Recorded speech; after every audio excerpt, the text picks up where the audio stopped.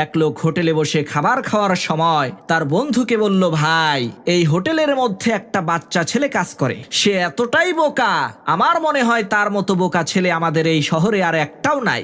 লোকটার এই কথা শুনে তার বন্ধু বলল, আচ্ছা তাই নাকি, তাহলে তো ছেলেটাকে দেখতেই হয়। তখন সেই লোকটা ওই বাচ্চা ছেলেটাকে ডেকে এনে পকেট থেকে 50 টাকার একটা নোট আর 500 টাকার একটা নোট বের করে ছেলেটাকে বলল, এই বলো তো এই দুইটা নোটের মধ্যে বড় নোট কোনটা? ছেলেটা 50 টাকার নোটটা হাতে নিয়ে বলল, স্যার এটাই বড় নোট। ছেলেটার এই কাণ্ড কারখানা দেখে তারা দুই বন্ধুই হাসতে শুরু করলেন। এদিকে পাশের টেবিলে বসে থাকা এক লোক এই সব ঘটনা দেখছিল। তারা দুই বন্ধু যখন হোটেল থেকে চলে গেল তখন সেই লোকটা ওই ছোট ছেলেটাকে ডেকে এনে বলল, কিরে ভাই তুই এত বোকা কেন? তুই 500 টাকার নোটটা না উঠিয়ে 50 টাকার নোটটা উঠালি কেন? তখন ওই ছেলেটা বলল, স্যার এই লোকটা কয়েকদিন পর পর তার একজন বন্ধুকে এনে আমার বোকামি দেখিয়ে মজা নেয়।